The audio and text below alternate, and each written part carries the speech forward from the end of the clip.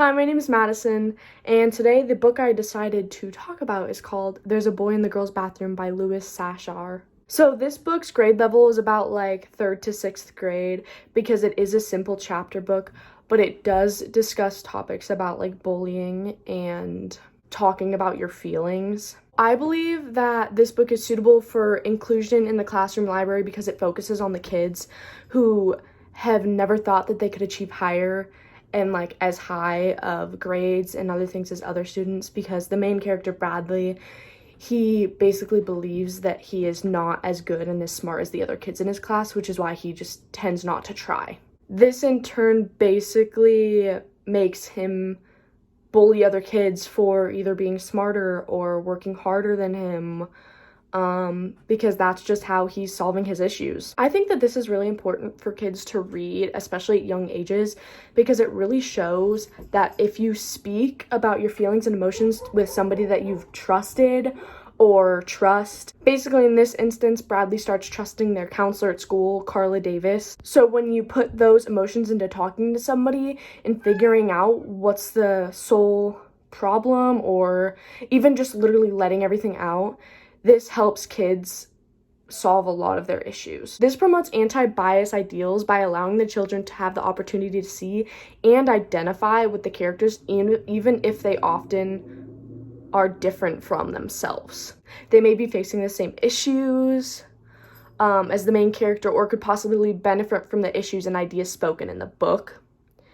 So like in this instance, maybe they've been faced with bullying or even were the bully, or maybe they have struggled with talking about their emotions and feelings. So I feel like this would be a really great book to like help the children feel like they can open up to trusted peers and adults, which can really help and allow them to be the best version of themselves. I'm gonna read 3 random pages from my book now. Miss Ebel handed back a language test. "Most of you did very well," she said. "I was very pleased. There was 14 A's and the rest B's. Of course there was 1 F. But," she shrugged her shoulders.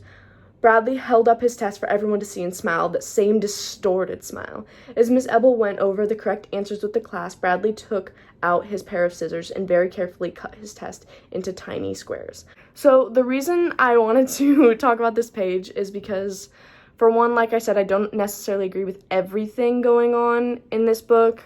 For example, I don't agree with the teacher talking about how this amount of people got A's, this amount of people got B's, and Bradley got an F, making it really obvious.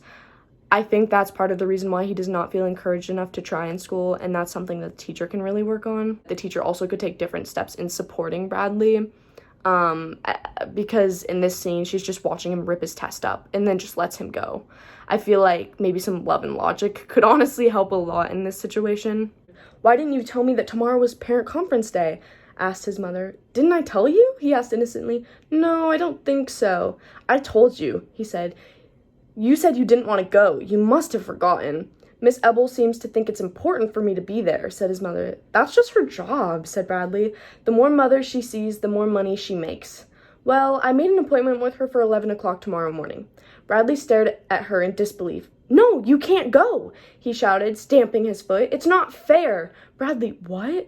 "It's not fair, it's not fair." He ran into his bedroom and slammed the door right behind him. I also wanted to highlight this page because the fact that Bradley was so insecure about his mom going to teacher conferences also shows that the teacher has never tried helping him, and now he's scared for his mother to see this because he doesn't want his mother to be on the same side as his teacher. This is also important to highlight because he just doesn't trust and doesn't feel accepted by, so he'd rather his family not meet with her. "What have I done? Oh, why didn't I just read the sign on the door? This is the worst day of my life." Suddenly he realized he was no longer holding the hall pass. He stood up and frantically looked around. "Don't tell me I dropped it in the girls' bathroom." He heard someone coming and hurried off in the opposite direction. He rounded the corner, then spotted what looked like some kind of storage room. It was cluttered with boxes. He ducked inside and closed the door behind him. "Hello," said a voice. He spun around. A woman stepped down off a yellow ladder. "You must be Jeff," she said. "I'm Carla Davis." She smiled and held out her hand. "I'm so glad you've come. I was so afraid you got lost." So this is the last page I wanted to highlight because this is when Carla's introduced, and like I stated prior, she's the counselor in the story who ends up really helping Bradley speak about his emotions, and he becomes pretty attached to her. And it helps him become a better version of himself. I thought it was important to show that she was so welcoming even though he randomly stumbled into her office, and that she's very accepting and whatnot.